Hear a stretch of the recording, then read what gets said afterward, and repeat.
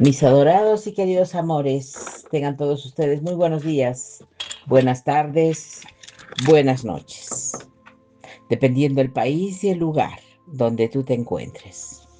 Para mí, acá en Perú, es buenas tardes. El día de hoy, mis queridos corazones, no quiero preocuparlos ni inquietarlos. Quiero narrarles algo que de verdad, una vez más, me ha sacado de órbita. Vamos a hablar sobre Zacarías, que todos los seres humanos que han impedido que nos enteremos de la verdad no quieren explicar. Es el detalle que nadie vio. Este versículo, Zacarías nos habla muchas cosas para rectificar, ahondar o comprenderlo todo. Vamos a relacionar Zacarías con Noé y procedo a narrarles mis corazones preciosos, porque todo depende de cómo veas tú las cosas. Pero ahora sí, tienes que poner un poquito de atención para todo lo que te voy a narrar, mi corazón, porque de verdad necesitamos saberlo, porque casi nunca nadie explica desde ningún púlpito, no porque no lo conozca, sino porque cuando lo leen con detenimiento, algo en ellos prefieren pasar rápido la página siguiente. Es un versículo tan específico, mi corazón, tan detallado, tan anatómicamente preciso en su descripción del juicio de Dios, que durante siglos los teólogos han intentado suavizarlo, reinterpretándolo o simplemente ignorándolo. Pero ese versículo está ahí, en la palabra de Dios. Y en este momento, mientras el mundo atraviesa una de las temporadas más proféticas de los últimos 2000 años, ese detalle que nadie quiso ver se está volviendo imposible de ignorar, mi corazón. Porque si tú llegaste hasta aquí conmigo, no es por casualidad. Porque lo que estás a punto de escuchar va a cambiar por completo la forma que tú entiendes los últimos tiempos. El día del Señor y el tiempo en que estamos viviendo ahora mismo. Zacarías es uno de los profetas menores más subestimados en toda la Escritura. La mayoría de las personas lo conoce apenas de manera superficial, quizás por algún versículo suelto que aparece en las tarjetas de Navidad o en algún mensaje de algún día domingo sobre la venida del Rey, montado en un asno. Por eso es exactamente lo que hace tan peligroso ignorarlo en profundidad, porque Zacarías no escribió solamente sobre la primera venida de Cristo. Zacarías escribió con una claridad escalofriante sobre la segunda venida del Señor, sobre el día del Señor, sobre lo que ocurrirá cuando finalmente intervenga Dios, la historia humana, de una manera que ninguna generación anterior ha visto jamás. Y hay un detalle en esta situación que voy a narrarles, el detalle físico específico anatómico que la mayoría de los predicadores de hoy prefieren no mencionar, y que sin embargo conecta de una manera que asombra con lo que el profeta Enoc vio siglo antes de que Zacarías naciera, y con lo que el apóstol Juan describió en el Apocalipsis. Pero antes de llegar a ese detalle, que lo cambia todo, necesitas entender el contexto de que Zacarías estaba viendo cuando recibió esas visiones. Porque si tú lees Zacarías capítulo 14, sin entender qué estaba ocurriendo en los cielos, mientras él escribía, te perderás lo más importante. Y eso es lo que precisamente lo que ha pasado durante generaciones enteras de creyentes. Zacarías profetizó aproximadamente 520 años antes de Cristo. El pueblo de Israel acababa de regresar del exilio en Babilonia, Jerusalén, que estaba en ruinas. El templo había sido destruido y el pueblo estaba desgastado, desanimado y espiritualmente adormecido. Necesitaban una palabra de Dios que los sacudiera de su letargo. Y Dios le dio a Zacarías 8 visiones nocturnas en una sola noche. 8. Y estas visiones cubrían un aspecto profético que iba desde la reconstrucción inmediata del templo hasta el fin de los tiempos, desde la restauración de Israel hasta el día en que Dios mismo pusiera sus pies sobre el monte de los olivos y dividiera la tierra en dos. Y en medio de todo ese panorama profético extraordinario, hay un versículo que la mayoría de las personas en las bancas de la iglesia nunca han escuchado, ni explicado con honestidad. Pero espera un poquito, mi corazón, porque lo que voy a mostrarte sobre este versículo específico no es solamente impactante por sí mismo. Lo más perturbador es lo que ocurre cuando lo colocas junto a las visiones de Enoc. Cuando Enoc fue llevado al séptimo cielo, cuando caminó por los corredores del trono de Dios y vio lo que ningún ser humano vivo había visto antes, ni después de él, registró cosas sobre el juicio divino que durante siglos fueron consideradas demasiado crudas, demasiado literales, demasiado perturbadoras para ser incluidas en el canon bíblico, en ese canon oficial.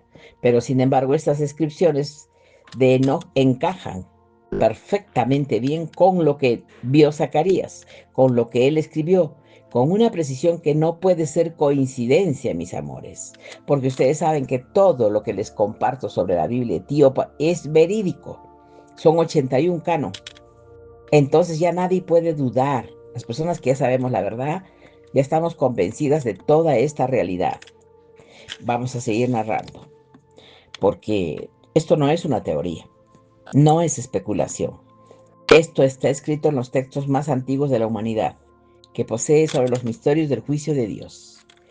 Y si has estado siguiendo las noticias sobre Israel, sobre lo que está ocurriendo ahora mismo en Medio Oriente, sobre las alianzas que se están formando entre naciones, que Ezequiel ya nombró hace más de 2500 años, entonces lo que estás a punto de escuchar te va a hacer entender que estamos mucho más cerca de lo que tú crees. Sí, porque tienes que estar listo para escuchar lo que Zacarías dijo, porque esto recién está comenzando. Y lo que viene en los próximos minutos es todavía más serio para entender el versículo que nadie quiere ver. Necesitas primero entender mi corazón, que es el día del Señor, desde la perspectiva profética completa, no la versión simplificada que muchas veces se enseñan en los círculos evangélicos modernos, donde el día del Señor se presenta casi como un evento limpio, ordenado y abstracto.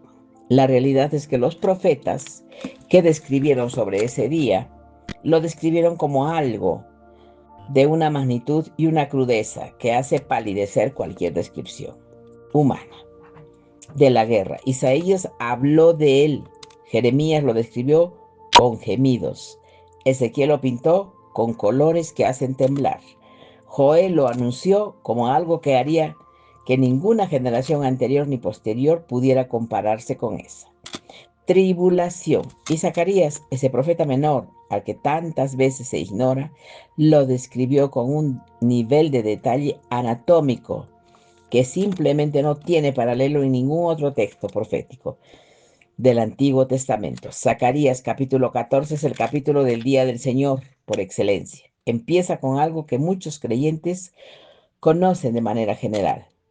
Todas las generaciones serán reunidas contra Jerusalén para batalla.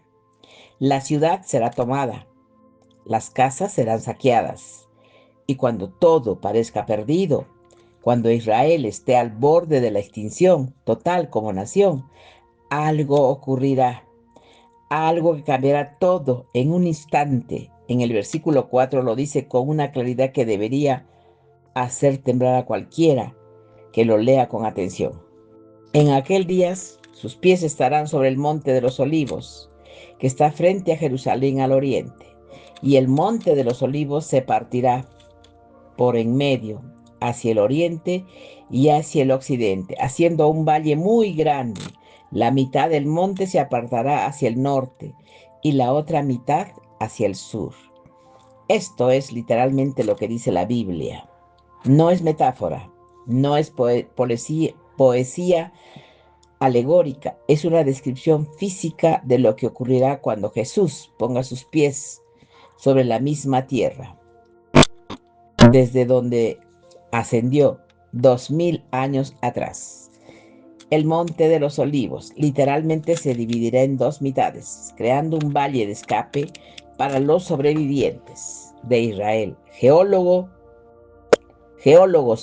que no son creyentes han documentado que existe una falla tectónica activa que corre exactamente por debajo del Monte de los Olivos, en dirección este o este. Esa falla existe y cuando ese momento llegue, lo que la ciencia llama tectónica de placas, Dios lo llamará simplemente el cumplimiento de su palabra. Pero ese no es el versículo que nadie quiere ver. Ese no es el detalle que hace incómodo a los pastores. Ese viene después, y para llegar a él necesitas primero entender algo sobre las naciones que estarán presentes en este escenario final. Porque lo que Zacarías describe como el ejército que atacará Jerusalén en ese día final, tiene características que conectan directamente con las naciones que Ezequiel describe en su famosa profecía de Gog y Magog, y con algo que Enoch vio sobre los ejércitos del engaño, que estarán operativos en los últimos días. Enoch, en los capítulos que hablan sobre el tiempo del fin, no habló solamente de ángeles caídos y de vigilantes, habló de una coalición espiritual que operaría detrás de escenas de las naciones, dirigiendo sus voluntades, manipulando sus líderes, alineándolas hacia un conflicto final que ellas mismas no comprenden completamente. Y cuando lees lo que Zacarías dice sobre las naciones reunidas contra Jerusalén y lo comparas con lo que Ezequiel dice sobre Gog y sus aliados y con lo que el libro de Enoch describe sobre las potestades espirituales que mueven a las naciones como pieza de un tablero, empiezas a ver un patrón que hace que el mundo actual se vea de una manera completamente diferente. Irán, que en la Biblia se conoce bajo el nombre de Persia, ya aparece en Ezequiel 38 como parte de la coalición de Gog. Irán es hoy una de las naciones más activamente hostiles hacia Israel y en todo el planeta. No es una coincidencia histórica, es un cumplimiento de tiempo real, profecía, escrita hace más de 2500 años. Y en los últimos meses, mientras las noticias del Oriente Medio han escalado a niveles que hace 30 años parecían impensables, ahora los estudiantes de esta profecía bíblica han estado mirando ese texto de Ezequiel con una urgencia que no existía en generaciones anteriores. Casi ningún predicador moderno hace esta conexión de manera completa. Se habla de Ezequiel 38, se habla de Gog y Magog, se habla de la colisión de naciones, pero rara vez se conecta todo esto con lo que Zacarías específicamente escribió sobre el instrumento del juicio divino, sobre esos ejércitos cuando ese día llegue, y ese instrumento, esa descripción, ese detalle anatómico que la mayoría prefiere no mencionar. Es exactamente lo que vamos a ver ahora. Zacarías capítulo 14, versículos 12. Ahí está escondido a plena vista. Léelo en voz alta. En iglesias traducido a cientos de idiomas y sin embargo sistemáticamente evitado. Cuando se trata de explicarlo en profundidad, el texto dice literalmente esto, y esta será la plaga con que herirá el Señor a todos los pueblos que pelearon contra Jerusalén. Ay, mis amores, vuelvo a repetirlo. El texto dice, esto y esta será la plaga con que herirá el Señor a todos los pueblos que pelearon contra Jerusalén. La carne de ellos se consumirá, estando ellos sobre sus pies, y se consumirán sus ojos en sus cuencas, y su lengua se consumirá en su boca. Por favor, detente un momento, porque todo lo que esto dice es la palabra de Dios. No lo dice algún predicador sensacionalista.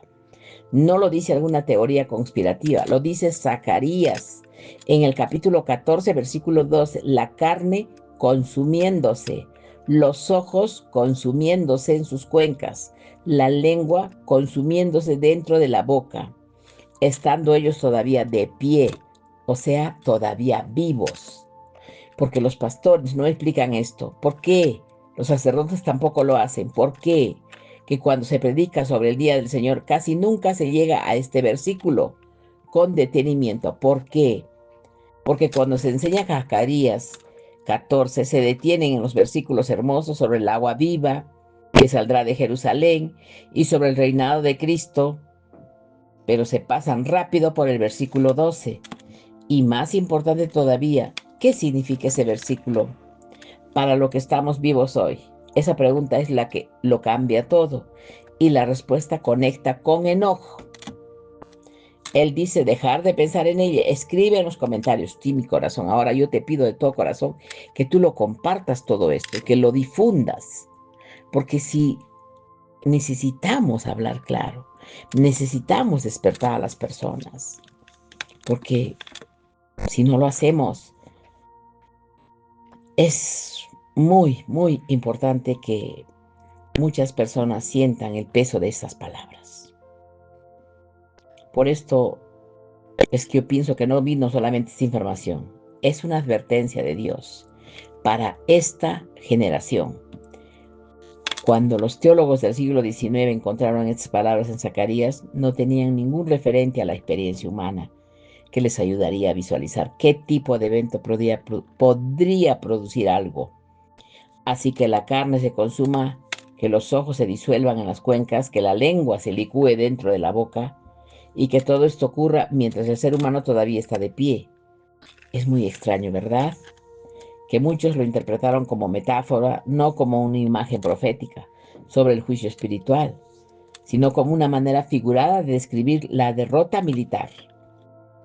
Pero llegó el 6 de agosto de 1945 y de repente lo que Zacarías había descrito 3000 años antes tenía un referente en la experiencia humana: Hiroshima.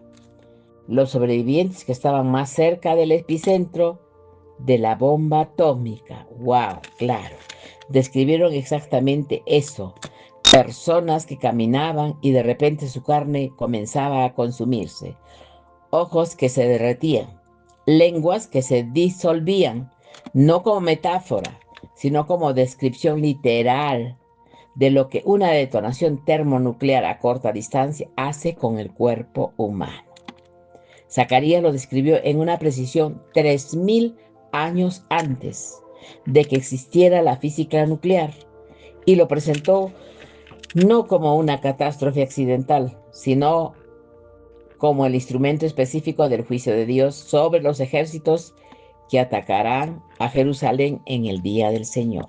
Ahora, bien, esto no significa necesariamente que Dios usará tecnología nuclear humana para ejecutar su juicio.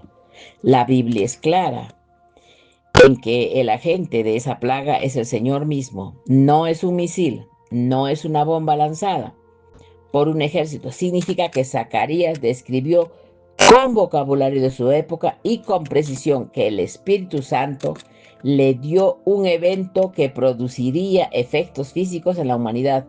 No tendría un referente para comprender, sino hasta el siglo XX. Eso es la profecía bíblica de su forma más pura. Datos que solo tienen sentido cuando el tiempo los aclara. Pero aquí es donde la conexión con Enoch es poderosa y es una conexión que casi nadie hace.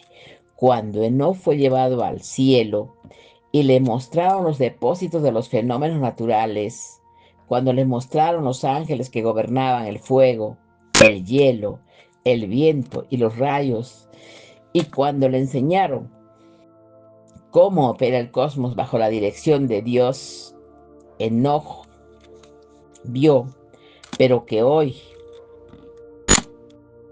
tiene un peso profético específico. Enoch describió algo que llamaba el fuego del juicio final, un tipo de energía que Dios tiene reservada para el tiempo del fin. Pero no es como el fuego ordinario que consume de una manera diferente, que actúa sobre la materia, de una manera que los seres humanos en su tiempo no podían ni imaginar. El libro de Enoch habla de una energía liberada que vendrá sobre los impíos en los últimos días. Una energía que Enoch vio en los depósitos celestiales y que describió con el lenguaje de su época como fuego, que consume sin llama, visible, como calor que destruye sin necesidad de quemaduras externas. ¿Te suena familiar? Debería, porque eso es exactamente lo que produce una detonación de energía radiante a escala suficiente. Destruye los tejidos sin necesidad de una llama que los toque. Disuelve la carne desde adentro y lo hace de una manera que Zacarías describió como una precisión anatómica que durante siglos fue imposible de comprender. La mayoría no hace esta conexión.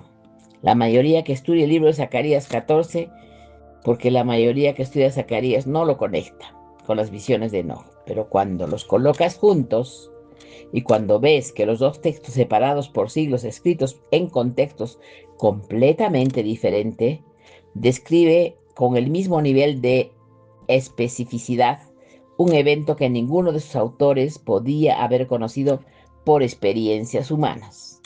Y la única explicación coherente es que ambos estaban recibiendo información del mismo origen, y ese origen es Dios.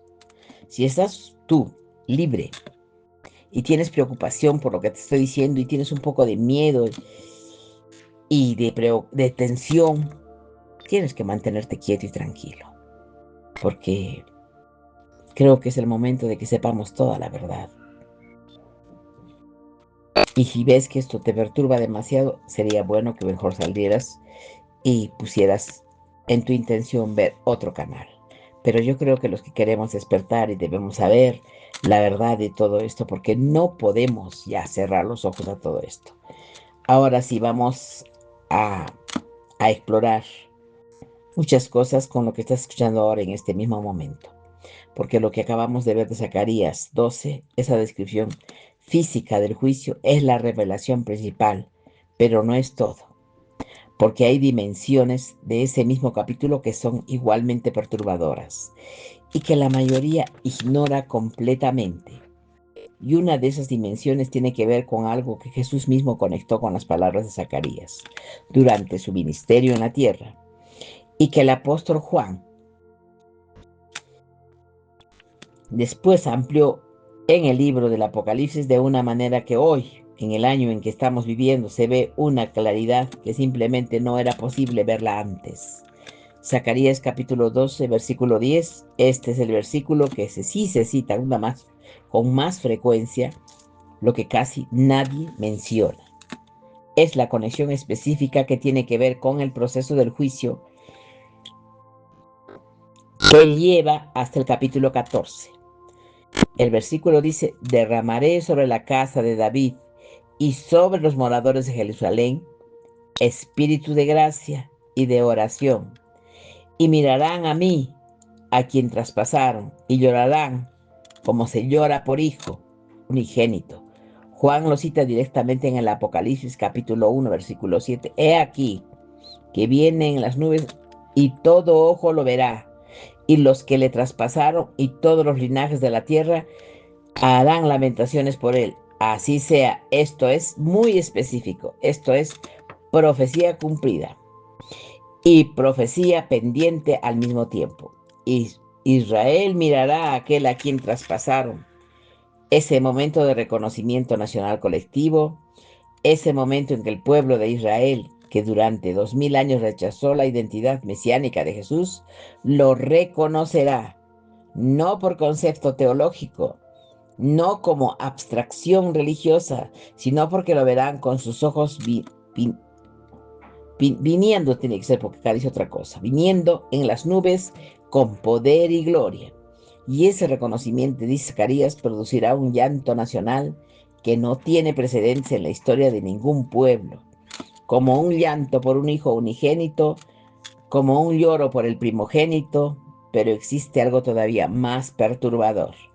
En este cuadro que Zacarías está pintado, tiene que ver con el tiempo exacto de ese reconocimiento. Y si lees en contexto el capítulo 14, ese momento no ocurre antes de la tribulación, no ocurre al principio, ocurre cuando Israel está completamente rodeado, cuando parece que no hay salida, cuando las naciones han tomado la ciudad y el pueblo ha perdido toda esperanza humana, precisamente en el punto de máxima oscuridad. Cuando Jesús aparece sobre el monte de los olivos, y es en ese momento de su aparición cuando Israel lo reconoce. Y es inmediatamente después cuando el monte se divide y el juicio cae sobre los ejércitos que rodeaban la ciudad. Esa secuencia tiene implicaciones enormes para entender qué tipo de sufrimiento vendrá sobre el mundo antes de que ese día llegue. Y tiene implicaciones todavía más personales para cada uno de nosotros que estamos escuchando esto hoy mismo. Porque si ese escenario, si eso es lo que está por delante, ¿dónde estamos nosotros en ese cuadro? ¿Qué nos dice ese escenario sobre el tiempo que estamos viviendo ahorita mismo? Jesús en Mateo 24 fue explícito sobre las señales que precederán ese día. Guerras y rumores de guerras, naciones levantándose contra naciones, terremotos en diferentes lugares, hambre, señales en el cielo y una señal específica a la que Jesús le dio énfasis especial. Cuando veáis la abominación desoladora de lo que habló el profeta Daniel, el que esté en Judea huya a los montes. Y no solamente eso, Jesús dijo algo en ese mismo capítulo que conecta directamente con lo que Zacarías escribió y que la mayoría de los creyentes no lo relaciona. El que esté en la azotea no descienda para tomar algo de su casa. El que esté en el campo no vuelva atrás para tomar su ropa. Esa urgencia extrema, esa instrucción de huir sin mirar atrás, esa imagen de un escape que no admite demoras, conecta exactamente con el valle que Zacarías dice, que se formará cuando el monte de los olivos se divida. Ese valle será la ruta de escape. Pero los sobrevivientes de Israel y Jesús en Mateo 24 les estaba diciendo, los que estarán vivos en ese momento, exactamente lo que tendrán que hacer cuando vean las señales que proceden en ese instante. No es coincidencia. Es el mismo Dios hablando por diferentes voces a través de los siglos, construyendo un manual de instrucción para la generación que vivirá esos días. Y nosotros podríamos ser esa generación. Hay algo en este pensamiento que debería hacer que te detengas y lo pienses en serio. No como emoción pasajera, no como entretenimiento espiritual, sino como realidad concreta. Porque si las señales que Jesús describió en Mateo 24 están ocurriendo en tiempo real, y si las alianzas de Ezequiel nombró están formándose hoy, y si el patrón profético que Zacarías describió está comenzando a tomar forma geopolítica frente a nuestros ojos, entonces la pregunta no es si estas cosas van a ocurrir. La pregunta a mi corazón es que si estamos listos. Y aquí es donde la guerra espiritual entra de una manera que la mayoría de los creyentes no comprende completamente. Porque el enemigo sabe lo que está por venir. Y su estrategia en esta temporada no es necesariamente perseguir a los creyentes abiertamente, no.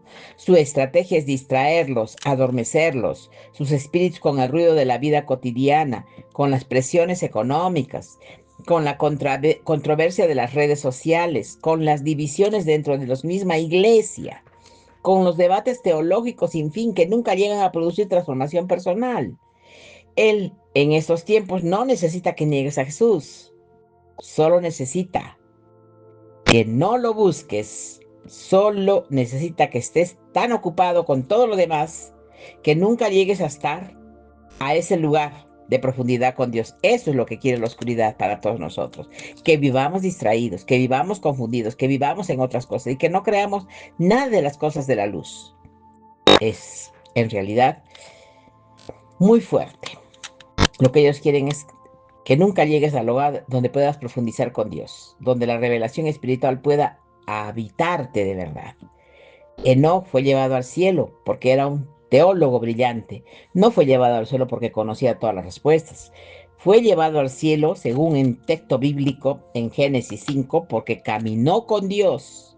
Y esa frase caminar con Dios en el hebreo original significa una connotación de intimidad continua, de acompañamiento habitual, de conversación permanente con Dios.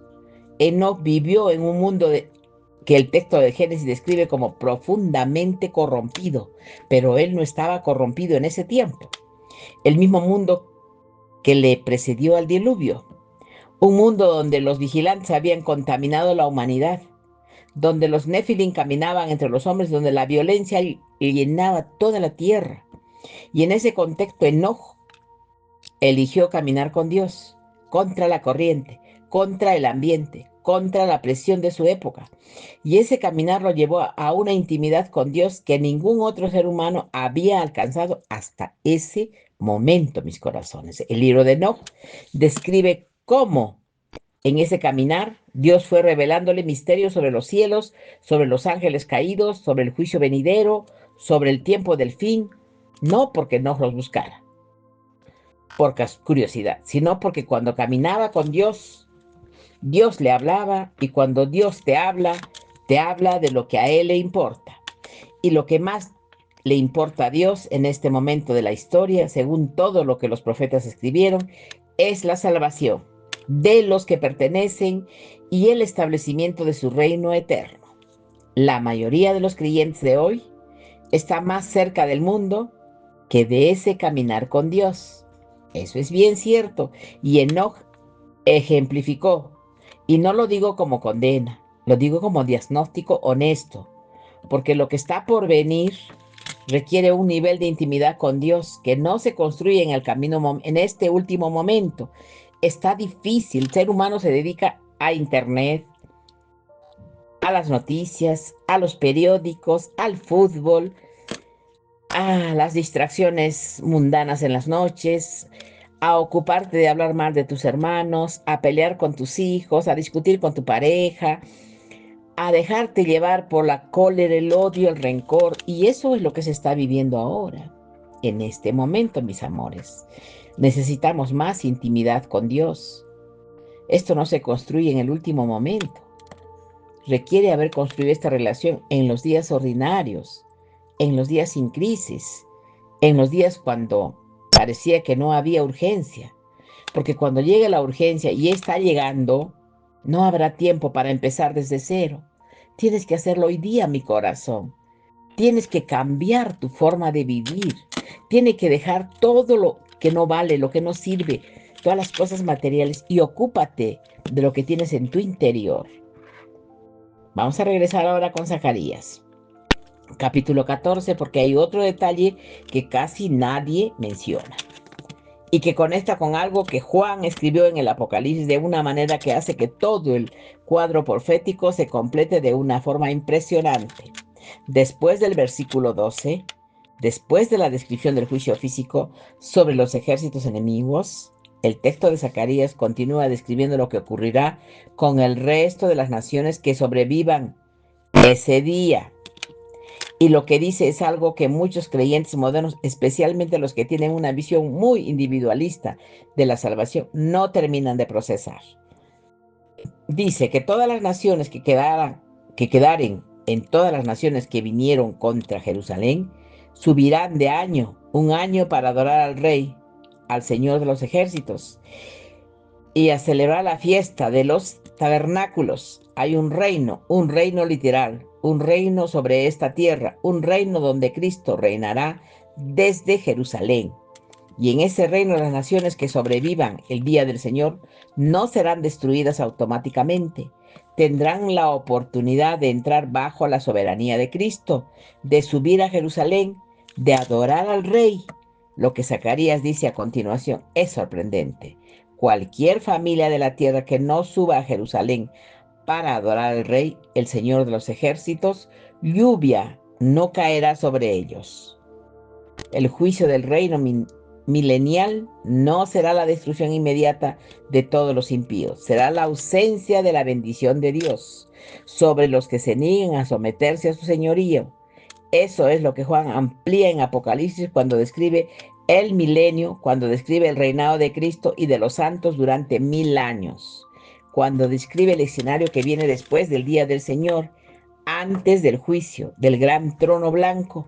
Y todo ese cuadro, esa secuencia completa, esa narrativa que va desde Enoch, describiendo los archivos del juicio de Dios en el séptimo cielo, pasando por Zacarías, describiendo los detalles físicos del día de su ejecución, hasta Juan, describiendo el reino que sigue, forma una sola historia que el Espíritu Santo ha estado construyendo a través de múltiples escritores, múltiples épocas, múltiples culturas.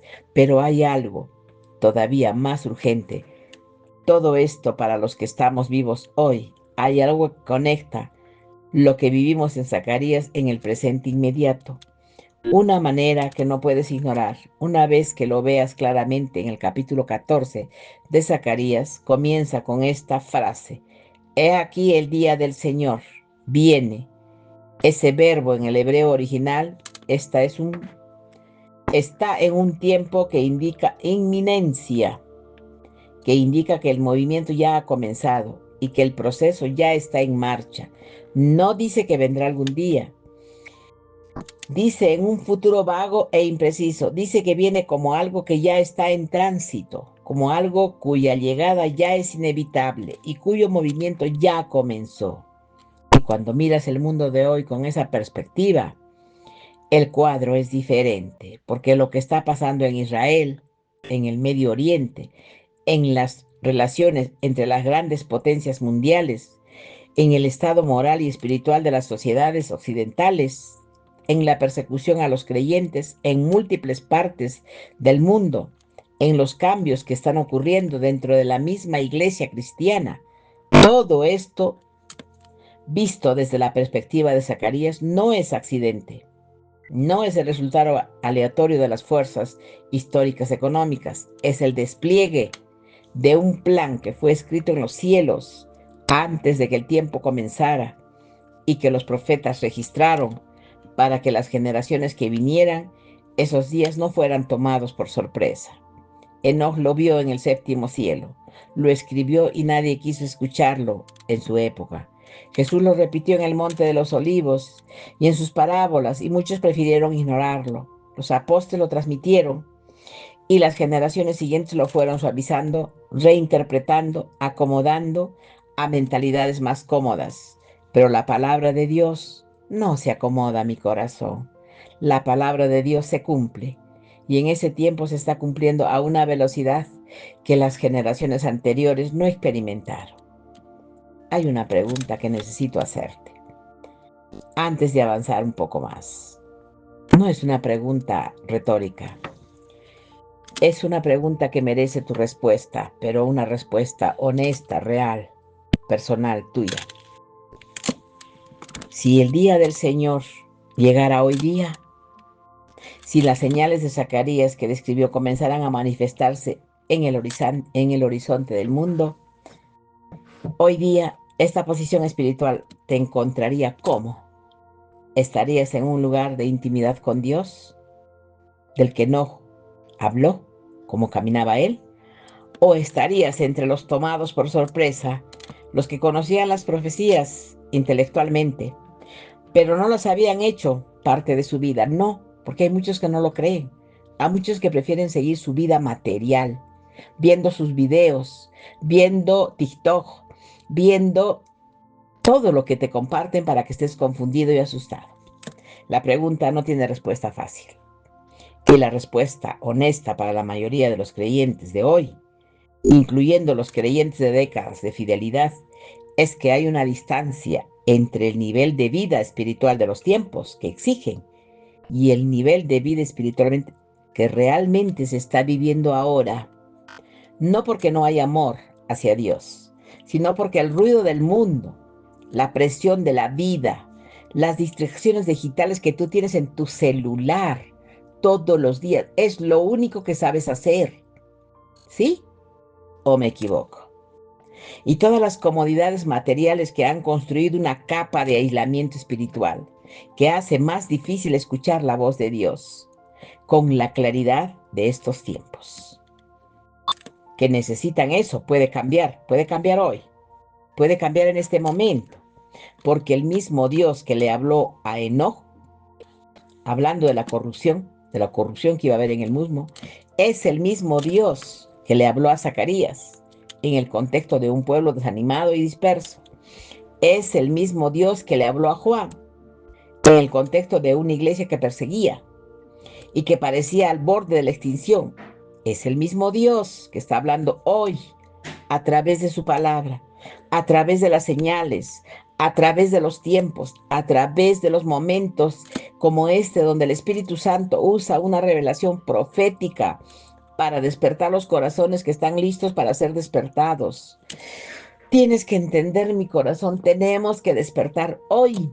Mañana puede ser demasiado tarde. Hay algo que los 7 cielos que vio Enoch visitó revelan sobre Dios, que es profundamente relevante para estos momentos. Cuando Enoch llegó al 7º cielo, el lugar de la presencia directa de Dios, lo primero que describe no es el poder de Dios, no es el juicio de Dios, no es su majestad inaccesible de Dios. Lo primero que describe es que Dios lo llamó, que Dios pronunció su nombre, que Dios le habló de manera personal directa, sin intermediarios, en medio de toda la inmensidad del universo, creado en medio de todos los ángeles y los arcángeles y los serafines y los querubines.